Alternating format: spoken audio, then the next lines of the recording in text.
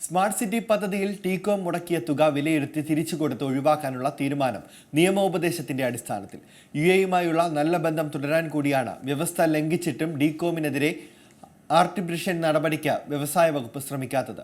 അതേസമയം കരാർ ലംഘനമുണ്ടായാൽ ടീകോമിൽ നിന്ന് നഷ്ടപരിഹാരം ഈടാക്കാൻ വ്യവസ്ഥയുണ്ടായിരിക്കെ അതിന് വിരുദ്ധമായ തീരുമാനത്തിനെതിരെ പ്രതിപക്ഷവും രംഗത്തെത്തിയിട്ടുണ്ട്.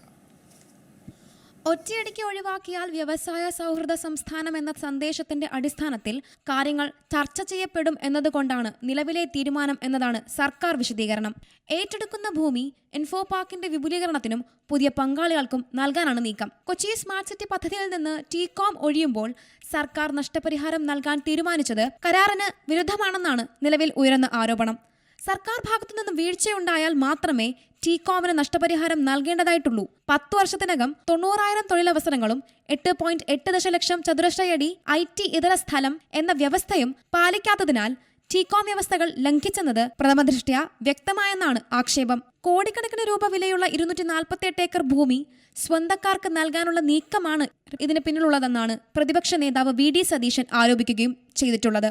അതിനിടെ സ്വതന്ത്ര ഇവാലുവേറ്ററുടെ നിയമത്തിനായുള്ള ശുപാർശ നൽകാൻ സർക്കാർ നിയോഗിച്ച സമിതിയിൽ ടീകോം മുൻ MDയെ ഉൾപ്പെടുത്തിയതും വിവാദമായിട്ടുണ്ട്.